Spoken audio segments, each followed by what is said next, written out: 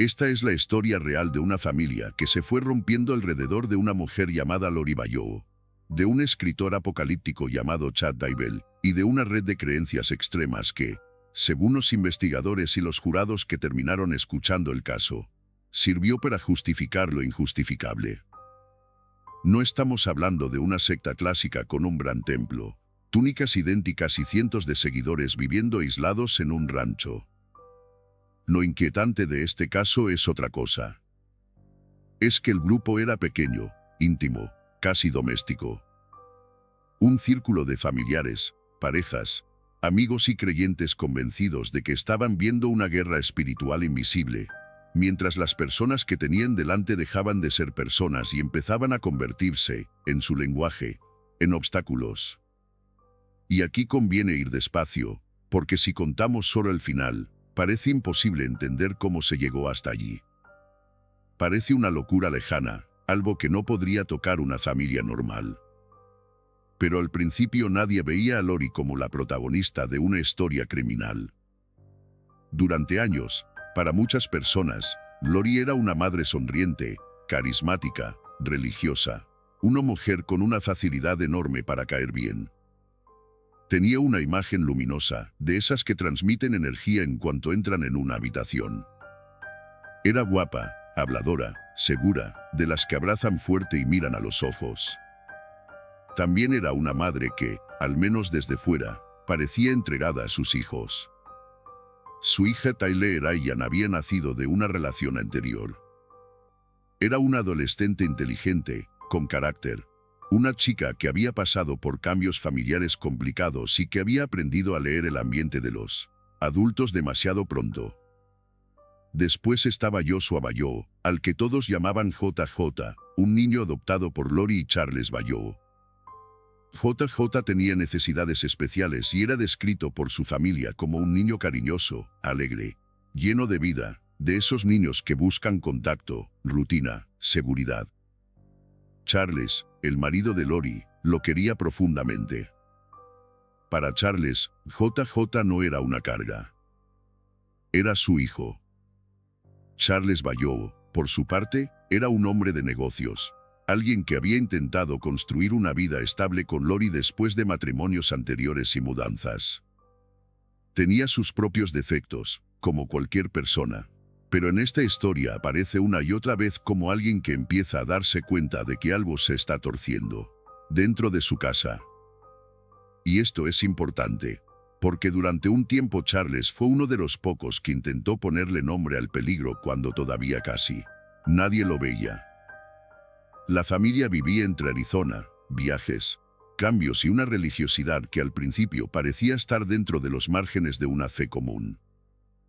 Lori pertenecía a la Iglesia de Jesucristo de los Santos de los Últimos Días, una comunidad en la que muchas personas viven su religión de forma tranquila y cotidiana. Pero lo que empezó a crecer alrededor de Lori no era simplemente fe. Era otra cosa. Era una interpretación cada vez más extrema, más obsesiva, más cerrada, en la que aparecían visiones del fin del mundo, misiones especiales, espíritus malignos, jerarquías invisibles y una división peligrosa entre gente de luz y gente de oscuridad. Y ahora entra Chad Daybell.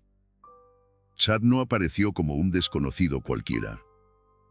Era un hombre casado, padre de familia, enterrador de profesión en el pasado, editor y escritor de novelas religiosas apocalípticas. Había publicado historias sobre el fin de los tiempos, sobre terremotos, destrucción, preparativos espirituales y una especie de destino reservado para quienes supieran leer las señales.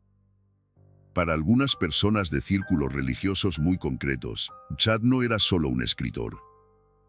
Era alguien que decía tener experiencias espirituales extraordinarias, alguien que afirmaba poder recibir revelaciones, evaluar el nivel espiritual de una persona y hablar de mundos invisibles con una seguridad que a sus seguidores les parecía autoridad.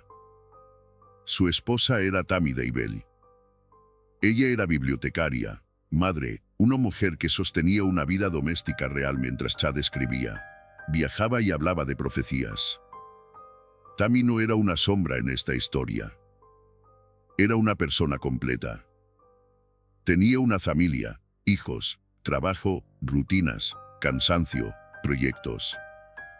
Y aún así, durante mucho tiempo, en el relato que Chad construía a su alrededor, ella empezó a ocupar un lugar cada vez más incómodo. Como si la vida que él tenía ya no encajara con la vida que decía haber recibido por revelación.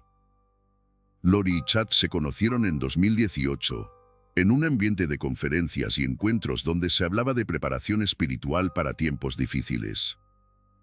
No fue, según los testimonios, una simple simpatía.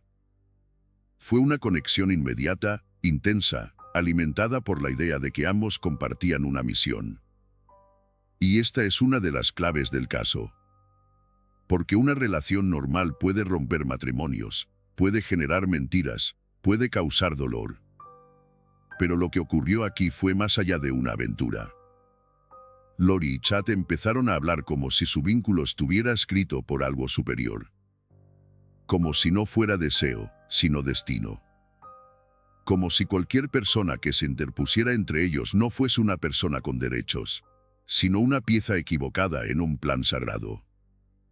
Aquí mi compañero me diría, vale, pero mucha gente cree en cosas raras y no por eso termina en un crimen.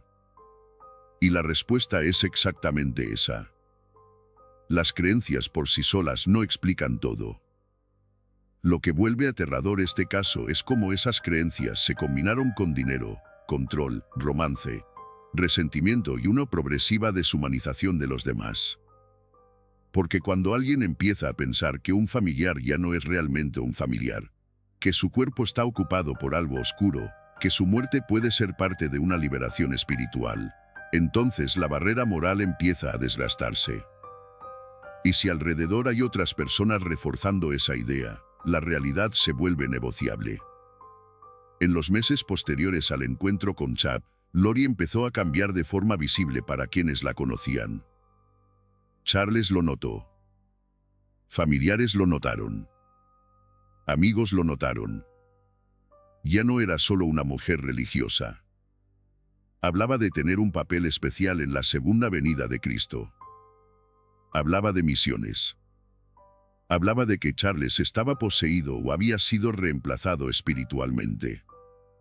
Según documentos y testimonios del caso, llegó a decir que Charles ya no era Charles, que algo oscuro se había apoderado de él. Y para Charles, escuchar eso de su propia esposa no era una discusión teológica. Era una amenaza. Imaginad la escena desde su punto de vista. Estás en tu casa. Tienes un hijo pequeño que depende de rutinas y cuidados. Tienes una hijastra adolescente que ha visto demasiados conflictos familiares. Y de pronto la persona con la que compartes vida empieza a decir que tú ya no eres tú. Que eres un ser oscuro. Que tal vez deberías morir. Que ella tiene una misión más grande que el matrimonio, más grande que la familia, más grande que cualquier ley humana. En ese momento, la casa deja de ser un refugio. La casa se convierte en un lugar donde cada frase pesa.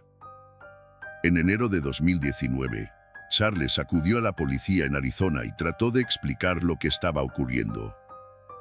Dijo que Lori se había vuelto peligrosa, que creía ser una figura elegida, que había amenazado con matarlo y que le preocupaba profundamente la seguridad de JJ. Para cualquiera que revise este punto con el final ya conocido, la escena resulta casi insoportable. Porque Charles estaba pidiendo ayuda antes de que la historia se cerrara sobre él. Estaba intentando que alguien entendiera que aquello no era una pelea matrimonial común. No era solo una separación difícil. Era una combinación de delirio religioso, ruptura familiar y miedo real. Pero desde fuera, en aquel momento, era difícil medirlo. Las autoridades escucharon a Charles. Lori también habló con la policía. Y ahí aparece otra parte fundamental de su personalidad pública. Lori podía resultar convincente. Podía sonreír. Podía presentarse como una mujer tranquila frente a un marido alterado.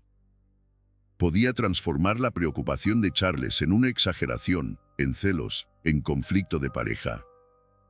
Y cuando una persona carismática sabe modular su imagen, cuando sabe cuándo llorar, cuándo bromear y cuándo parecer razonable, la alarma puede apagarse demasiado pronto. Esto todavía no es lo peor. Es apenas el primer aviso.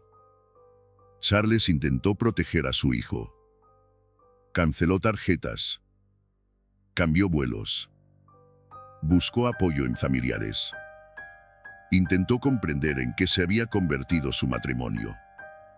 Pero Lori no estaba sola en esa deriva. A su alrededor estaba su hermano, Alex Cox, un hombre muy leal a ella, con antecedentes de haber intervenido violentamente en conflictos familiares. Alex aparece en esta historia como una figura inquietante, no solo por lo que hizo después, sino por el papel que pareció ocupar dentro del círculo. Era el hermano dispuesto a actuar. El que aceptaba la versión de Lori. El que estaba cerca cuando los demás empezaban a quedar fuera. Para entender la importancia de Alex, hay que mirar hacia atrás. Años antes, Alex había atacado al exmarido de Lori, Joseph Ryan, padre de Tylee. Fue condenado por aquel ataque. La relación entre Lori, Joseph y la familia había sido tensa, marcada por acusaciones, disputas de custodia y heridas que no se cerraban. Joseph Ryan murió en 2018 por causas naturales, según las autoridades. Su muerte no fue tratada como homicidio. Pero en la historia emocional de Tylee, aquello dejó otra capa de pérdida. Para cuando el caso Bayou-Daivel empieza a tomar forma, Tylee ya había vivido demasiada inestabilidad. Y aquí hay que hacer una pausa moral, no para sentimentalizar, sino para recordar algo esencial. En muchos relatos de crímenes reales se habla de víctimas como nombres en una línea de tiempo. Tylee desaparece tal día. JJ desaparece tal día. Charles muere tal día. Tammy muere tal día. Pero antes de ser fechas, eran personas atrapadas en relaciones que se estaban contaminando. Tylee era una adolescente con opiniones, con ironía, con cansancio, con la necesidad de que los adultos de su vida fueran adultos. JJ era un niño que necesitaba protección. Charles era un padre intentando sonar creíble ante un sistema que todavía no alcanzaba a ver el tamaño del peligro. Y Tammy era una esposa cuya vida estaba siendo reescrita por su marido en conversaciones que ella no controlaba. Mientras tanto, Chad y Lori seguían acercándose. Los mensajes entre ellos, que después serían parte de la investigación, mostraban una intimidad cargada de lenguaje espiritual y romántico. Hablaban de estar unidos en otras vidas, de misiones compartidas, de obstáculos, de energías oscuras. Según el relato de la fiscalía, Chad creó o reforzó una especie de sistema para clasificar a las personas como luminosas u oscuras. En ese sistema, algunos miembros de la familia empezaron a recibir etiquetas cada vez más peligrosas. Y cuando un adulto con influencia espiritual dice que alguien está oscuro, poseído o perdido, no está describiendo solo una creencia. Está preparando el terreno para tratar a esa persona como menos humana. Y esa preparación no ocurría en una habitación secreta ni en una comunidad aislada del mundo. Ocurría en mensajes, en llamadas, en conversaciones familiares, en viajes, en ese espacio ambiguo donde una idea peligrosa se disfraza de fe privada. Lori seguía siendo madre ante los demás. Chad seguía siendo marido ante los demás. Alex seguía siendo el hermano que aparecía cuando Lori lo necesitaba. Pero por debajo de esa superficie, la historia estaba tomando una dirección cada vez más cerrada, cada vez más fatal. En la primavera y el verano de 2019, Charles Bayou intentaba mantenerse dentro de la vida de JJ. Quería ver a su hijo, quería resolver el divorcio, quería entender qué estaba pasando con Lori, pero también quería que las autoridades comprendieran que el peligro no estaba solo en una discusión. Según lo que después se presentó en los procesos judiciales, Charles temía por su vida. Lo había dicho. Lo había dejado claro. Y aún así, cuando alguien dice que teme que su pareja lo mate, Muchas veces el mundo responde con una mezcla de incredulidad, cansancio y burocracia. El 11 de julio de 2019, Charles fue a la casa de Lori en Chandler, Arizona, para recoger a JJ. Era una mañana que, en apariencia, podía haber sido una más dentro de una separación conflictiva. Un padre llega, pregunta por su hijo, hay tensión, hay adultos que no se soportan, una adolescente en medio, un hermano presente. Pero esa mañana terminó con Charles muerto en el suelo. Alex Cox, el hermano de Lori, disparó contra Charles. La versión inicial fue que había actuado en defensa propia, después de una pelea. Según esa versión, Charles habría atacado a Alex con un bate y Alex habría respondido para protegerse. Pero incluso desde el principio había elementos extraños. La llamada a emergencias no llegó inmediatamente. La escena tenía preguntas. Los relatos tenían huecos. Y la reacción de Lori, según muchas personas que observaron el caso después, no parecía la de una esposa cuyo marido acababa de morir violentamente en su propia casa. Esto es importante. En un caso criminal, las reacciones no se miran solas. Se miran junto con el contexto. Y el contexto aquí era que Charles había advertido que temía por su vida. Que Lori había dicho que él estaba oscuro o que ya no era él. Que Chad y Lori mantenían una relación intensa mientras ambos seguían vinculados a sus respectivos matrimonios. Que existía una póliza de seguro de vida que Lori esperaba cobrar, aunque después se sabría que Charles había cambiado el beneficiario.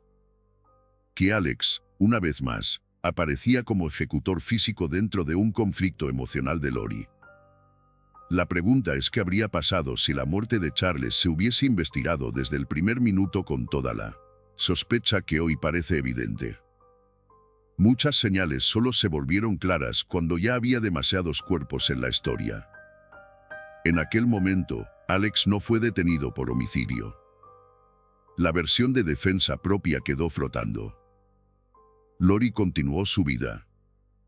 Y el mundo, al menos durante unas semanas, siguió girando como si la muerte de Charles fuera un episodio aislado dentro de una familia rota.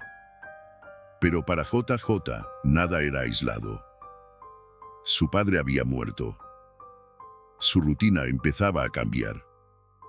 Las personas que debían protegerlo estaban desapareciendo, callando o siendo empujadas fuera de la historia. Para Tylee, la situación también era sofocante.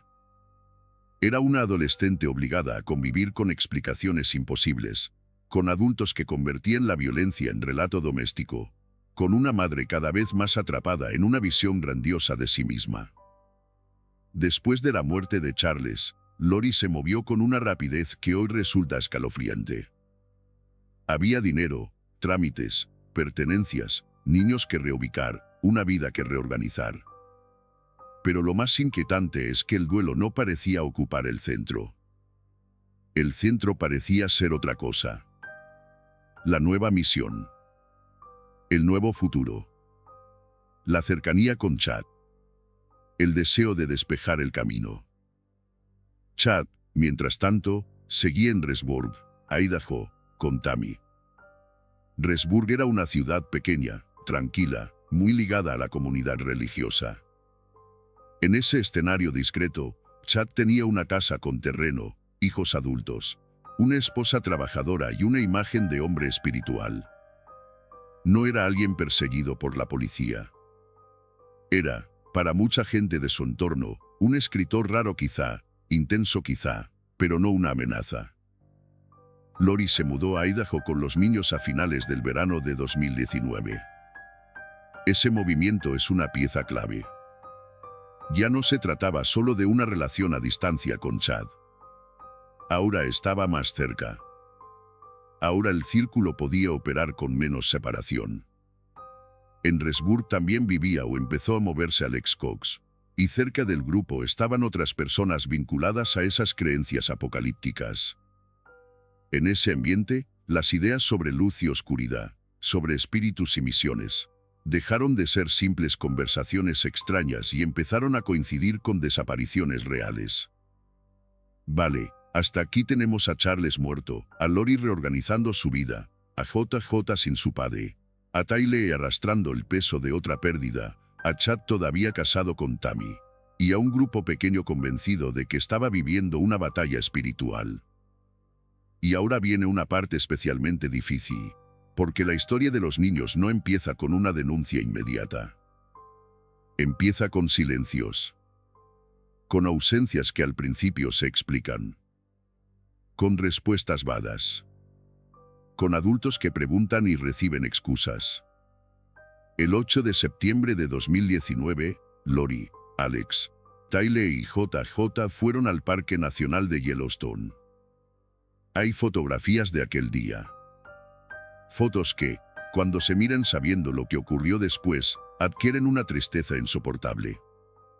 Porque en ellas aparece una escena de excursión familiar, un paisaje inmenso, agua, cielo, naturaleza, una adolescente caminando, un niño presente, una madre, un tío. Nada en una fotografía dice por sí solo que sea la última. Ese es el golpe. La última imagen muchas veces no parece última. Parece una más. Parece un recuerdo cualquiera antes de que el álbum se corte. Tylee fue vista con vida por última vez en ese viaje, según la investigación. Después de Yellowstone, su presencia empezó a desaparecer de la vida pública y familiar. No volvió al colegio de forma normal. No llamó de manera convincente a quienes la querían. No apareció para decir, estoy bien. Y cuando alguien preguntaba por ella, Lori ofrecía explicaciones. Que estaba con amigas. Que estaba ocupada. Que estaba en otro lugar. Respuestas que, tomadas una a una, podían sonar posibles. Pero juntas formaban un patrón. Y aquí hay que frenar el impulso de imaginar una escena cerrada con todos los detalles, porque los hechos exactos de lo que le ocurrió a Tylee después de Yellowstone fueron reconstruidos a partir de pruebas, ubicaciones telefónicas, restos encontrados y testimonios, no de una confesión clara que pusiera cada minuto en orden. Lo probado es que Tylee dejó de ser vista, que su cuenta y su teléfono fueron manejados de formas que levantaron sospechas, que su dinero siguió siendo relevante y que, meses después, sus restos fueron hallados en la propiedad de Chad Daybell. Lo demás debe contarse con cuidado. Porque el respeto a una víctima también consiste en no inventarle una última escena. Pero incluso sin inventar nada, el horror se entiende. Una joven de 16 años desaparece dentro de su propia familia, y durante semanas no hay una alarma pública proporcional. Si había personas que la querían. Su hermano Colby la quería. Otros familiares la querían. Pero Lori controlaba mucha información. Lori respondía. Lori decía que Tylee estaba bien. Y cuando una madre dice que su hija adolescente está con una amiga, o que necesita espacio, o que no quiere hablar, muchas personas dudan antes de acusar. Porque acusar a una madre de ocultar algo terrible parece demasiado grave. Hasta que deja de parecerlo. JJ seguía vivo después de la desaparición de Tylee. Durante un breve periodo, ese niño quedó aún más solo. Su hermana ya no estaba. Su padre había muerto. Su madre estaba cada vez más absorbida por Chad y por la narrativa espiritual del grupo. En Resburo, JJ fue inscrito en una escuela. Estuvo allí poco tiempo. Era un niño que necesitaba apoyos, estructura, profesionales que lo vieran, personas fuera de la familia capaces de notar cambios. Pero el 24 de septiembre, Lori informó a la escuela que lo educaría en casa. Esa decisión redujo otra ventana de vigilancia. Antes de eso, hubo señales. Una amiga de Lori, Melanie Hibb, estuvo de visita en Idaho en septiembre. Según su testimonio, Lori dijo cosas extrañas sobre JJ, incluida la idea de que se había vuelto oscuro o que ya no era el mismo. Otra vez aparece el lenguaje. Otra vez la palabra que separa a una persona de su humanidad. Primero alguien es clasificado. Luego se le teme. Luego se le presenta como amenaza. Luego su ausencia se explica como algo necesario, o inevitable, o incluso espiritual. La última vez que JJ fue visto con vida de forma clara fue a finales de septiembre de 2019. Hay testimonios de vecinos, de la escuela, de personas que lo vieron en el apartamento. Después, también él desapareció. Lori dijo que estaba con otra persona. Dijo que estaba en otro lugar. Dijo lo suficiente para ganar tiempo. Y el tiempo, en los casos de desaparición, puede ser una forma de violencia. Cada día que pasa borra rastros, enfría recuerdos, confunde horarios, permite traslados, permite mentiras nuevas. Aquí la reacción natural es preguntar cómo pudo una madre seguir hablando, viajando, sonriendo o haciendo planes después de que sus hijos desaparecieran. Pero esa pregunta quizá parte de una idea demasiado sana de la maternidad. Lori no actuó como una madre buscando a sus hijos. Actuó como una mujer que necesitaba que el mundo aceptara sus explicaciones el tiempo suficiente para llegar al siguiente paso. Y el siguiente paso estaba en Chad. Porque mientras Tylee y JJ ya no aparecían, Tammy Daybell seguía viva. Tammy seguía en su casa. Seguía siendo la esposa legal de Chad. Seguía siendo el obstáculo cotidiano entre Chad y Lori.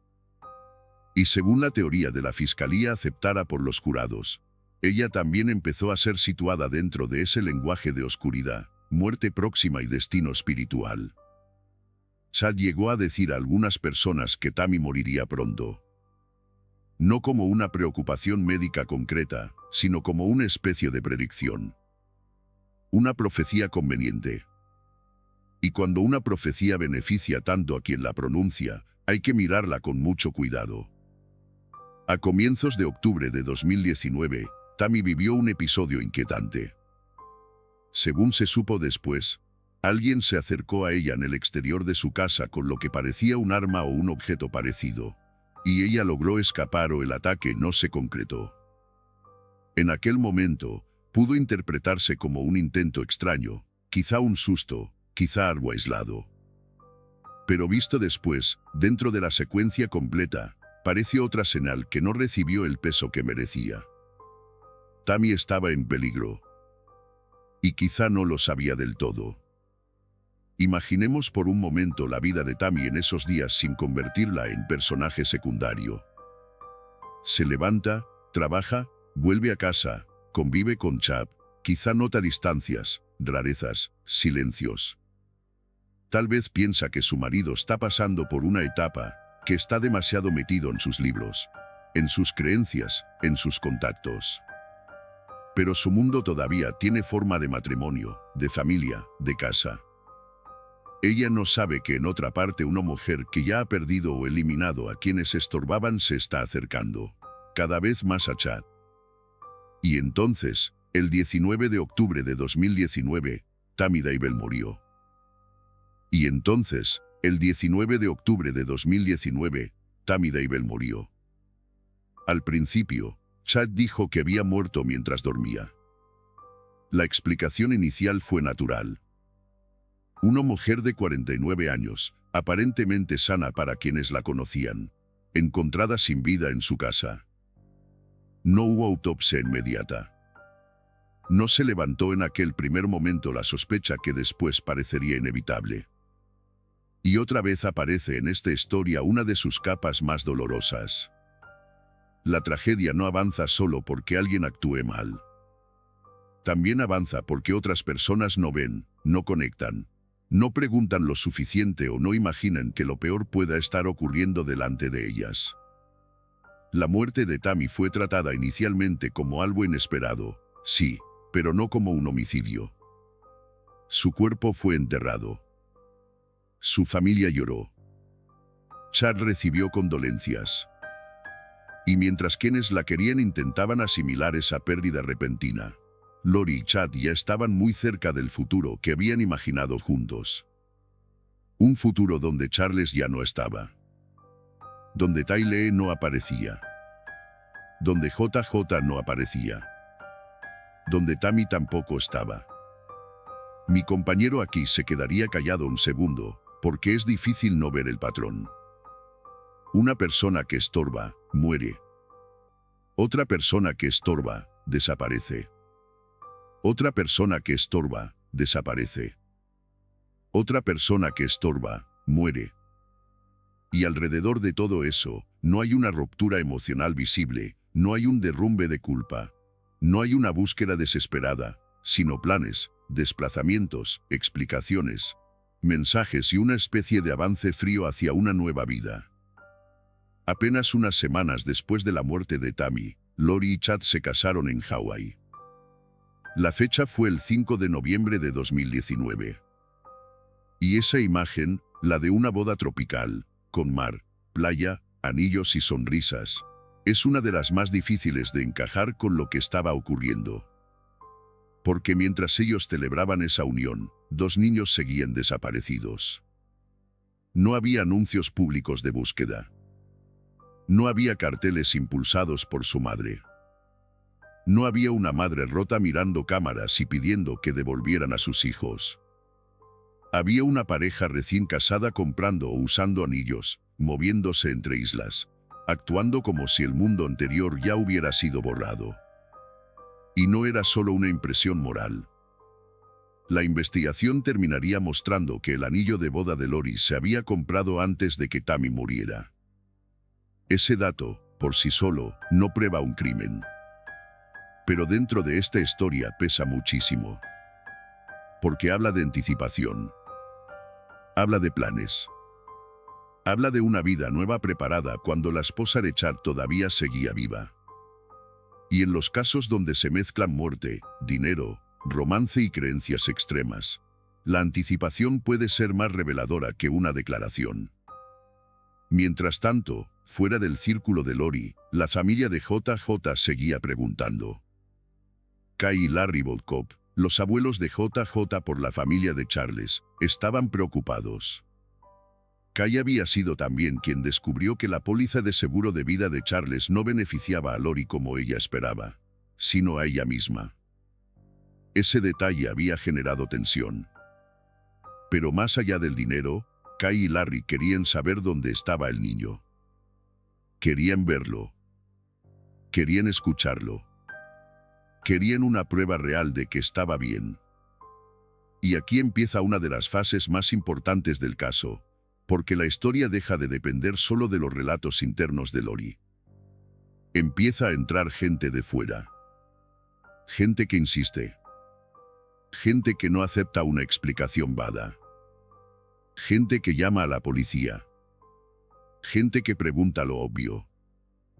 A finales de noviembre de 2019, la policía fue a buscar a JJ. Los agentes acudieron al apartamento de Lori en Rexburg para hacer una comprobación de bienestar. Querían verificar que el niño estaba vivo y seguro. En ese momento, Lori no dijo simplemente la verdad. Según la investigación, mintió. Dijo que JJ estaba con su amiga Melanie Gibb en Arizona. Esa mentira iba a convertirse en una pieza central, porque por primera vez una explicación podía comprobarse de manera directa. Si JJ estaba con Melanie, bastaba con confirmarlo. Si no estaba, entonces la ausencia ya no era una cuestión privada. Era una desaparición. Melanie Gibb recibió llamadas y mensajes. Lori y Chad intentaron que sostuviera esa versión, que dijera que el niño estaba con ella. Pero Melanie no tenía a JJ. Y aunque al principio hubo dudas, miedo, confusión y quizá lealtades mezcladas, terminó hablando con la policía. Esa decisión fue decisiva. Porque cuando alguien dentro del círculo deja de repetir la mentira, la estructura empieza a agrietarse. Ya no basta con sonreír. Ya no basta con decir que todo está bien. Ahora una persona externa puede decir, no, eso no es verdad. Cuando la policía regresó para seguir preguntando, Lori ya no estaba. Ella y Chad habían salido de Idaho. Poco después se supo que estaban en Hawái. Y esa huida o ese alejamiento, según se mire, terminó convirtiendo la preocupación familiar en una alarma pública. Porque una madre cuyos hijos no aparecen, y que en lugar de colaborar plenamente se marcha a una isla con su nuevo marido, no se comporta como alguien que quiere resolver una confusión. Se comporta como alguien que necesita distancia. En diciembre de 2019, la desaparición de Tylee y JJ se hizo pública. La policía de Rexburg emitió comunicados. Los medios empezaron a mirar el caso. Los nombres de Lori Vallow y Chad Daybell empezaron a circular fuera de los círculos familiares. Y con cada artículo, con cada entrevista, con cada fotografía de los niños, la historia fue dejando de ser una rareza local para convertirse en un caso nacional. Pero incluso entonces, Lori no entregó a los niños. No explicó con pruebas dónde estaban. No permitió que los vieran. No hizo lo que cualquier madre inocente habría hecho en una situación así, que es poner a sus hijos delante de una cámara, o llevarlos a una comisaría, o al menos ofrecer una prueba indiscutible de vida. En cambio, hubo silencio, evasivas y una vida en Hawái que parecía suspendida en una burbuja absurda. Hay imágenes de Lori y Chad en Hawái en ese periodo. Caminando. Sonriendo. Siendo abordados por periodistas. Y quizá una de las escenas más recordadas es cuando les preguntan dónde están los niños. Lori no se derrumba. Chad no grita desesperado. No hay una urgencia visible. Hay una distancia fría, una incomodidad controlada, como si la pregunta fuera una molestia y no el centro moral de toda la historia. Esto es importante, porque en el true crime a veces se habla mucho de pistas físicas, de llamadas, de geolocalizaciones, de restos, de armas, de pólizas. Todo eso importa. Pero también importa el comportamiento ante la ausencia. No como prueba única, porque las personas reaccionan de maneras distintas al dolor, sino como parte de un conjunto.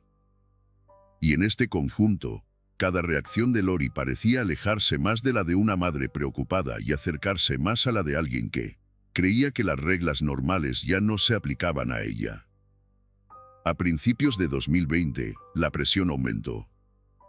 Un juez ordenó a Lori presentar a los niños ante las autoridades. Era una orden clara. Tenía que demostrar que Tylee y JJ estaban vivos y seguros. Y cuando llegó el plazo, Lori no lo cumplió. No apareció con los niños.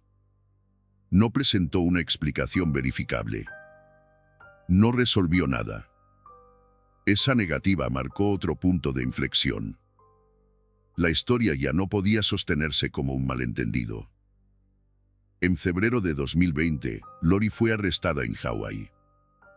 La detención no fue todavía por asesinato, sino por cargos relacionados con la deserción o abandono de menores, desacato y obstrucción, entre otros.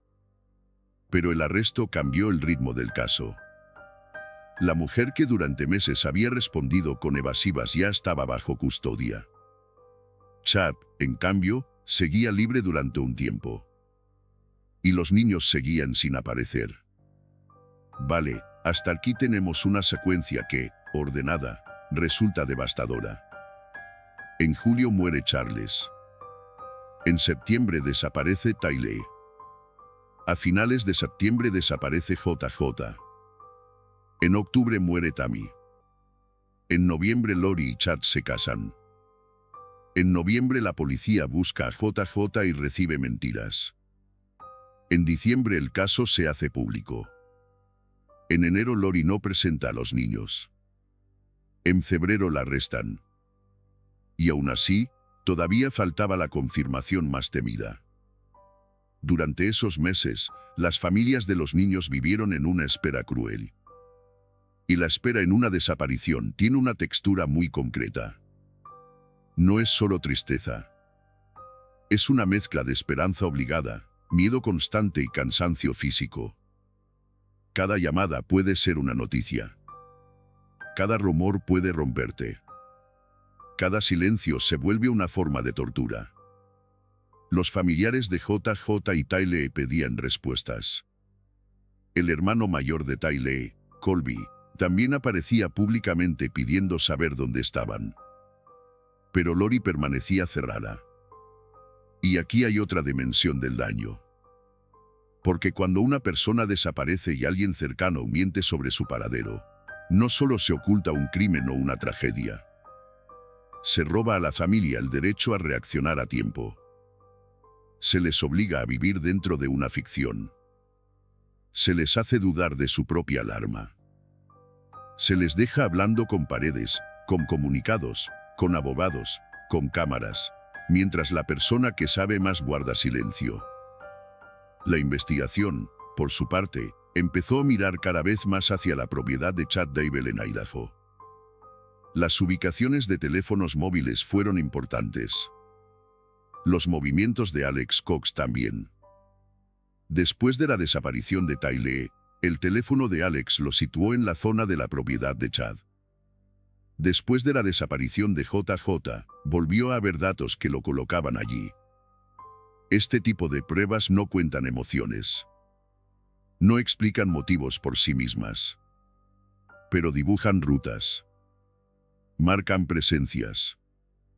Y en una historia llena de mentiras verbales, los datos técnicos empezaban a hablar con una precisión incómoda. Alex Cox, sin embargo, ya no podía explicar nada. Murió en diciembre de 2019, antes de que el caso llegara a juicio, por causas que fueron determinadas como naturales, relacionadas con problemas médicos. Su muerte añadió otra capa extraña al caso, no porque se demostrara que hubiera sido asesinado, sino porque una de las personas que más podía saber ya no estaba. El hombre que había matado a Charles alegando defensa propia, el hermano que se movía cerca de Lori, el teléfono que aparecía en momentos críticos, desaparecía de la historia antes de sentarse frente a un jurado. La muerte de Alex dejó muchas preguntas sin respuesta directa. ¿Qué sabía exactamente? ¿Qué creyó estar haciendo? ¿Hasta qué punto actuó por obediencia, por convicción, por lealtad a Lori, por manipulación de Chad o por una mezcla de todo? En los juicios, su papel fue tratado como parte esencial de la conspiración, pero él nunca pudo ser interrogado como acusado. Eso deja un vacío incómodo, porque algunas historias criminales no terminan con todas las voces presentes. A veces una pieza clave se va antes de que la justicia pueda obligarla a hablar. Mientras tanto, la figura de Chad empezó a recibir más atención. Durante los primeros meses, gran parte del foco público estaba en Lori, quizá porque era la madre de los niños, quizá porque su comportamiento resultaba especialmente chocante. Pero Chad no era un acompañante pasivo. Según la fiscalía, era una pieza central del sistema de creencias que permitió marcar a ciertas personas como oscuras, justificar su eliminación y construir una narrativa donde las muertes parecían parte de una misión. Además, los cuerpos, cuando aparecieran, no iban a aparecer en cualquier lugar. Iban a aparecer en su propiedad.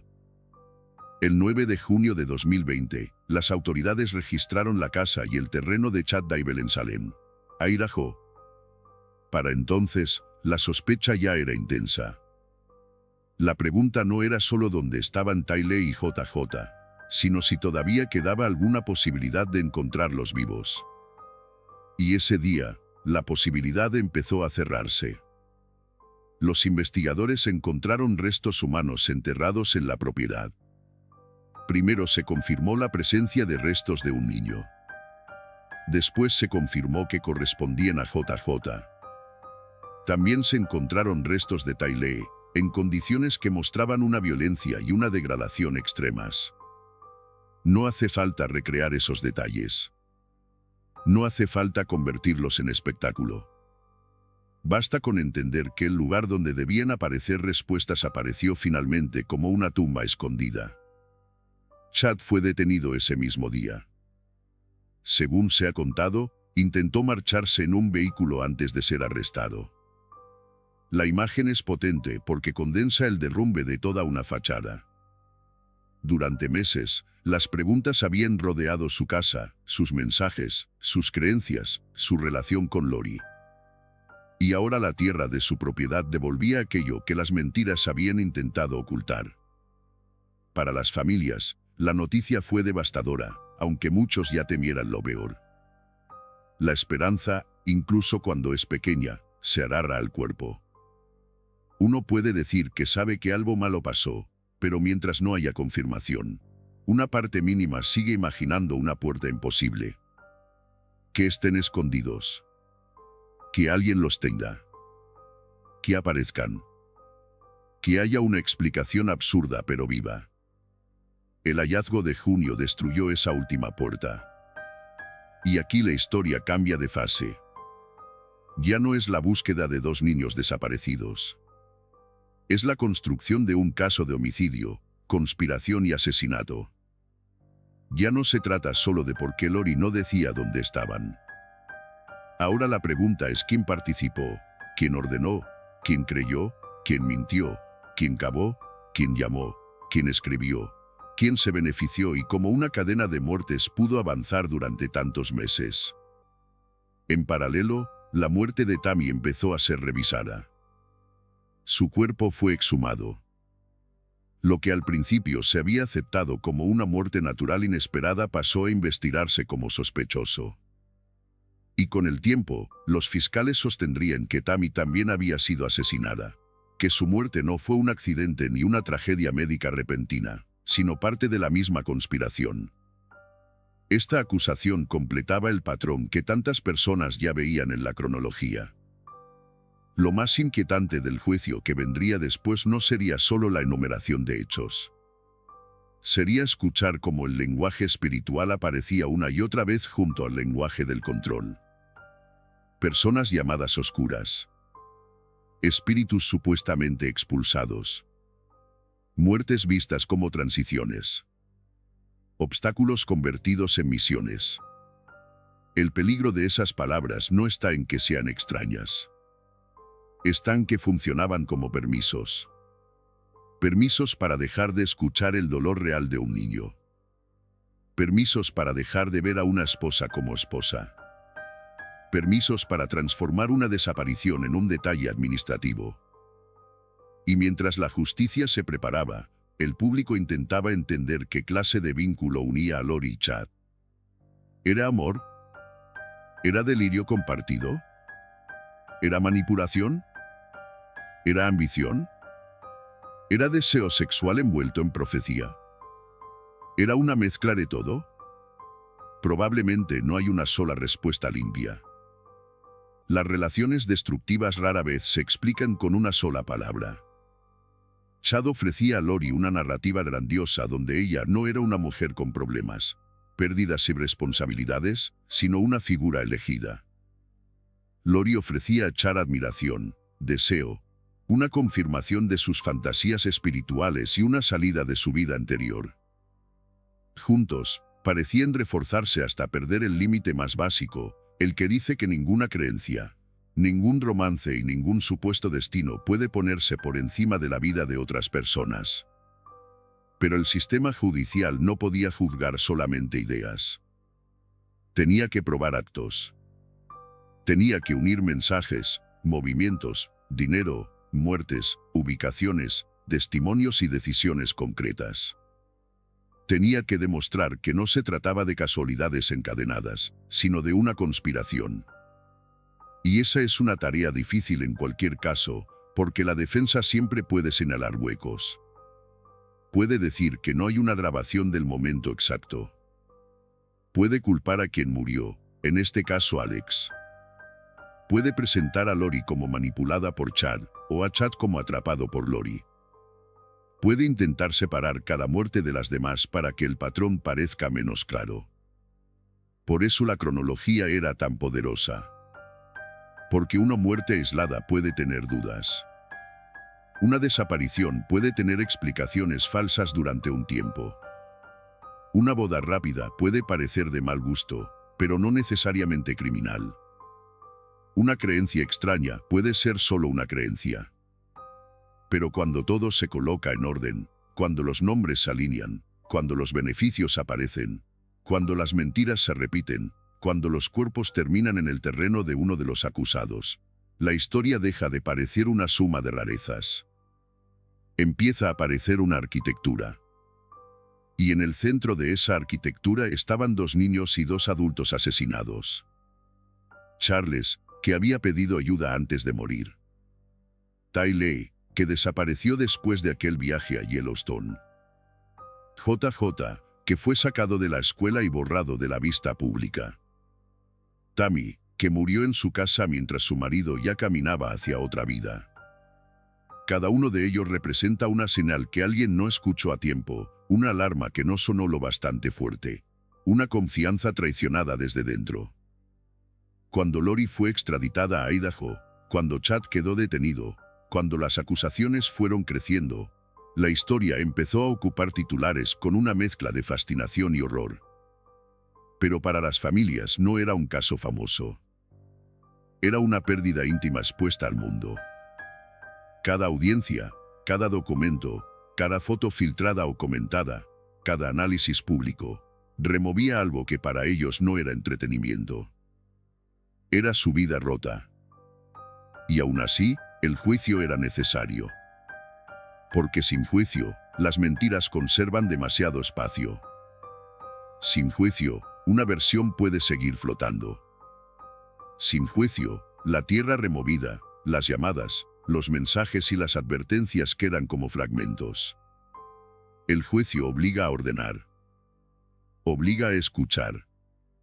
Obliga a poner delante de 12 personas una pregunta sencilla y brutal. ¿Qué pasó realmente aquí? Cuando comenzó el proceso contra Lori, el tribunal no estaba juzgando sus creencias religiosas como tales. Eso es importante decirlo. Estados Unidos protege la libertad religiosa, y millones de personas tienen creencias intensas, proféticas o apocalípticas sin dañar a nadie. Lo que se juzgaba era si esas creencias habían sido usadas como parte de una conspiración para matar, ocultar, mentir y beneficiarse. La diferencia es enorme. Creer en el fin del mundo no es un crimen. Usar esa creencia para deshumanizar a tu familia y justificar muertes sí entra en otro territorio. Durante el juicio, los jurados escucharon testimonios de familiares, amigos, investigadores y expertos. Escucharon sobre llamadas, sobre mensajes, sobre seguros, sobre cuentas, sobre ubicaciones telefónicas. Escucharon a personas que habían visto a Lori cambiar, personas que habían oído las ideas sobre seres oscuros, personas que habían recibido mentiras sobre dónde estaban los niños. También escucharon el silencio indirecto de quienes ya no podían hablar. Porque esa es la función terrible de un juicio de asesinato. Los muertos no declaran, pero las pruebas intentan hablar por ellos. Uno de los elementos más duros fue la grabación de una llamada entre Lori y su hijo Colby después de que los restos fueran encontrados. Colby, destrozado, le preguntaba por sus hermanos, por lo que había pasado, por cómo podía seguir sosteniendo su postura. La llamada mostraba no solo el choque entre una madre acusada y un hijo superviviente, sino el abismo emocional que el caso había abierto. Colby no era un observador externo. Era un hijo que había perdido a su padre biológico años antes, que había perdido a sus hermanos, que veía a su madre en el centro de una historia imposible. En esa llamada, la dimensión humana del caso se vuelve casi insoportable, porque no se trata de teorías. Se trata de una familia hablando desde los escombros. Lori mantuvo una actitud que muchos interpretaron como distante, incluso convencida de su propia narrativa. Su salud mental también fue parte del proceso. En un momento fue considerada no competente para ser juzgada y recibió tratamiento hasta que se determinó que podía afrontar el juicio.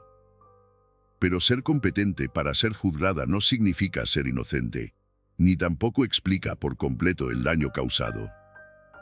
Significa que el tribunal consideró que podía entender el proceso y participar en su defensa.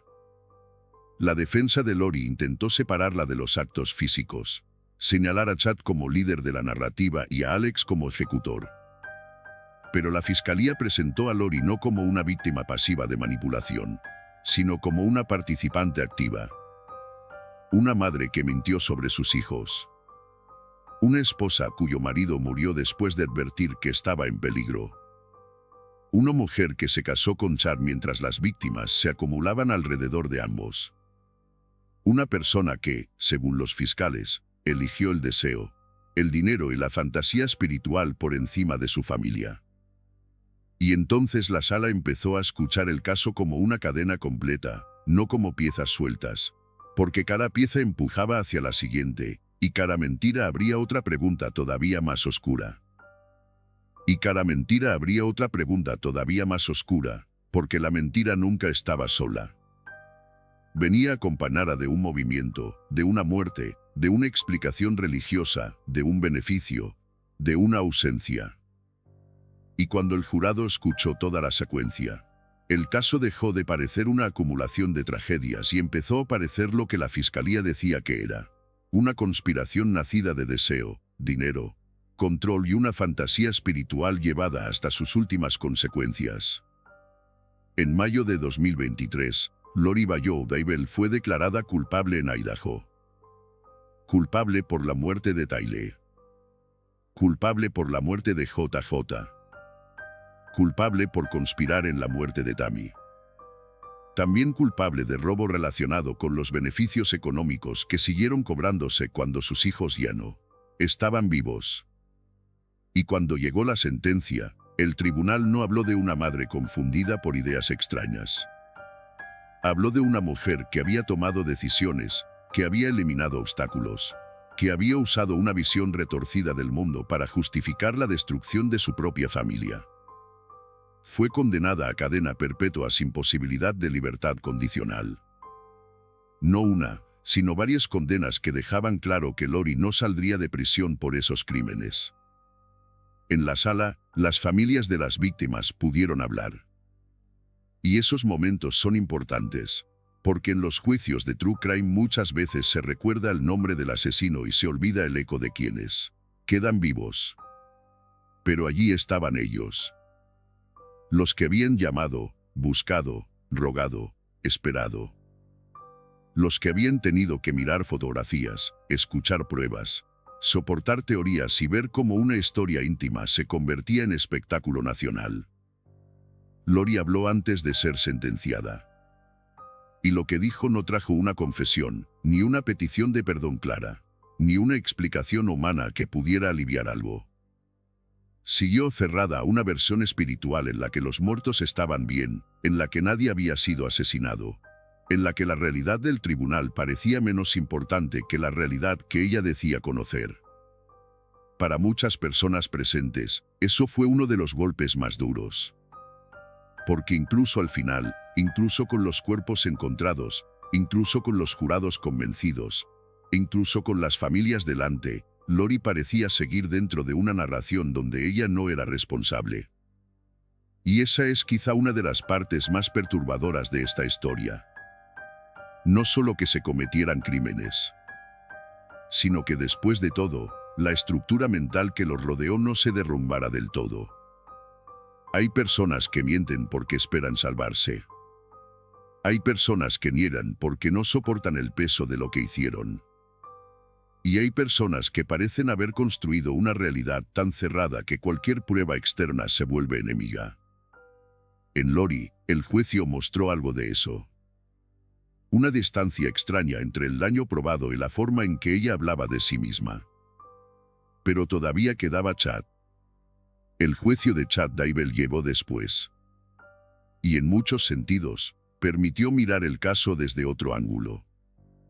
Si el juicio de Lori había puesto el foco en la madre que no protegió a sus hijos, el de Chad obligó a observar al hombre que había ofrecido el lenguaje, las categorías, las predicciones, la estructura espiritual que envolvió a las víctimas.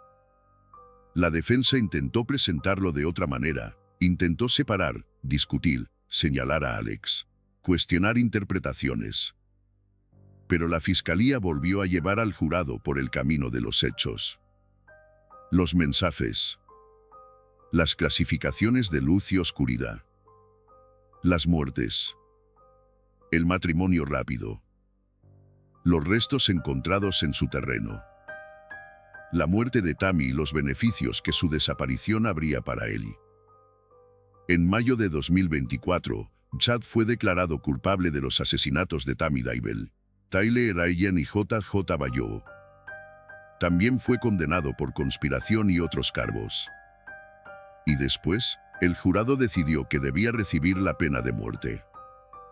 La imagen de Chad escuchando la sentencia fue, para muchos, el cierre judicial más fuerte de la historia. El escritor de profecías, el hombre que hablaba de mundos invisibles y destinos elegidos, terminaba sentado en una sala donde ya no bastaban sus palabras. Allí no importaba si había convencido a un círculo pequeño de seguidores. Lo que importaba era lo que la tierra de su propiedad había revelado. La muerte de Tammy quedó especialmente iluminada en ese juicio. Durante mucho tiempo, ella había sido la esposa que murió antes de que Chad pudiera casarse con Lori. Pero el proceso la devolvió al centro. Tammy no fue un trámite. No fue una nota al margen.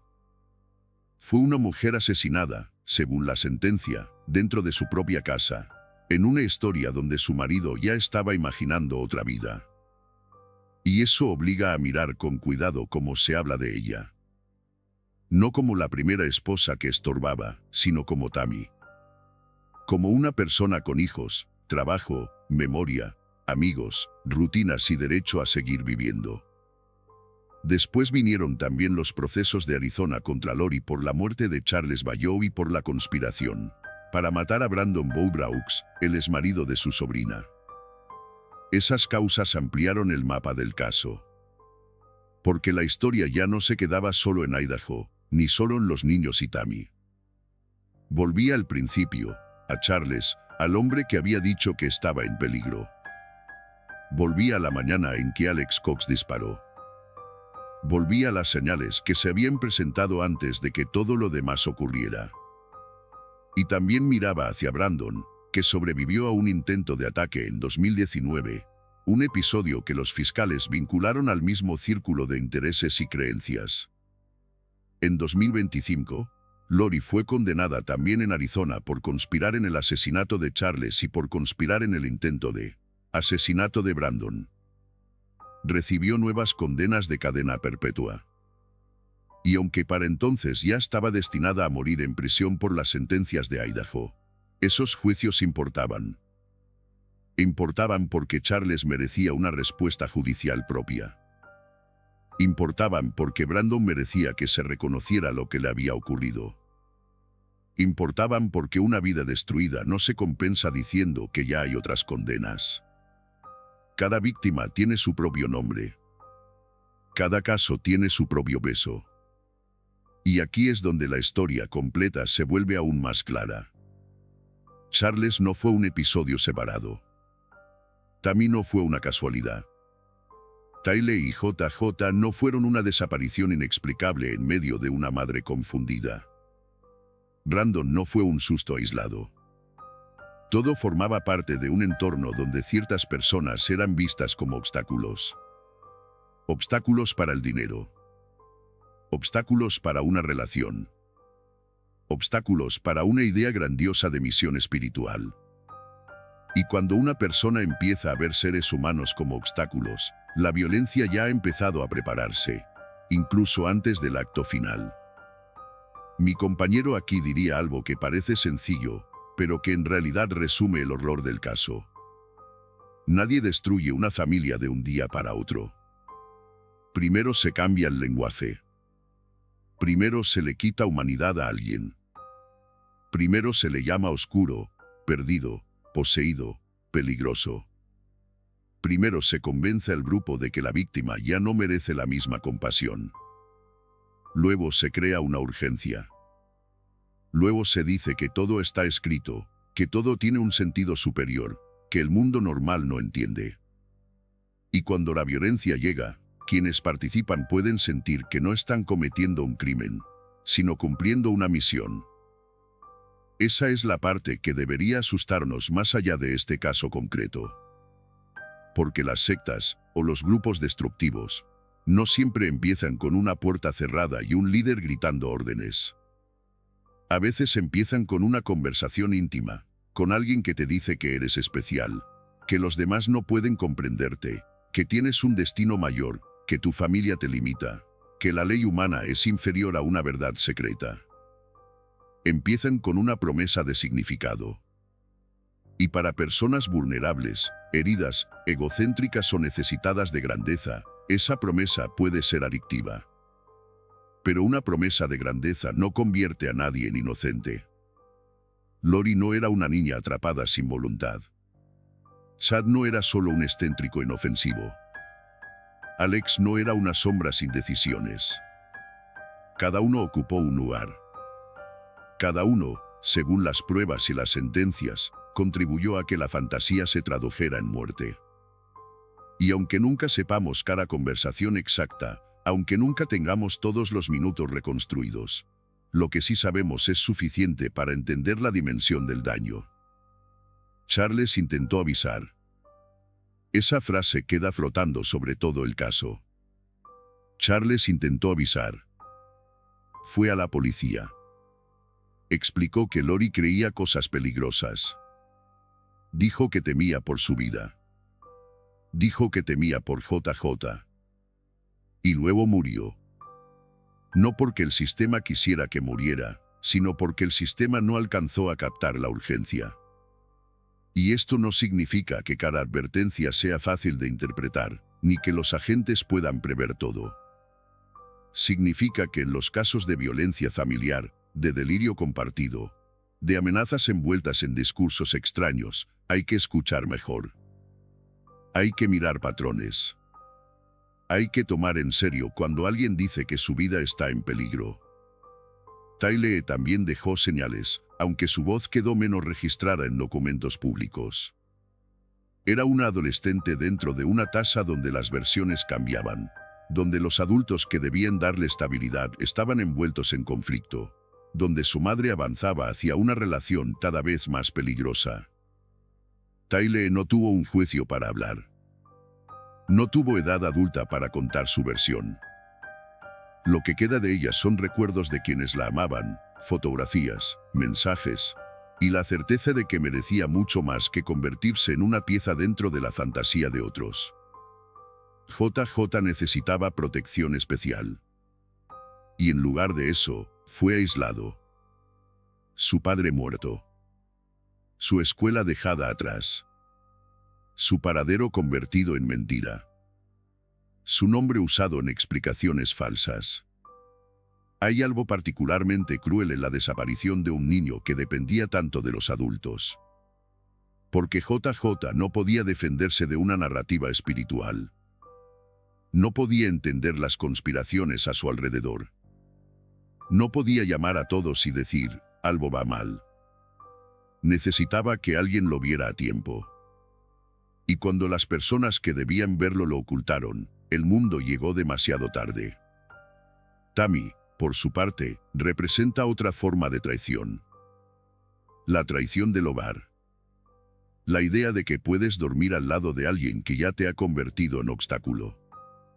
Que puedes compartir una casa con una persona que habla de tu muerte como si fuera una predicción. Que puedes seguir viviendo tus rutinas sin saber que hay mensajes, deseos y planes moviéndose alrededor de tu ausencia futura. Su muerte recuerda que el peligro no siempre viene de un desconocido.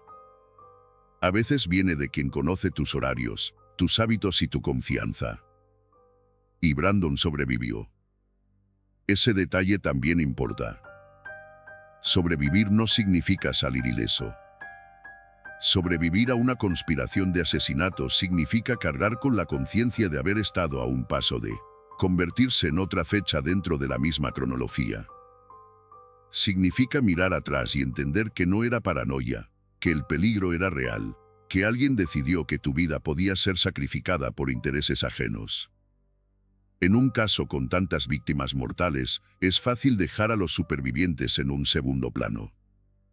Pero ellos también llevan la historia en el cuerpo. Al final, la justicia llegó de forma parcial, como llega casi siempre. Llegó con condenas. Llegó con jurados. Llegó con sentencias severas. Llegó con nombres declarados culpables.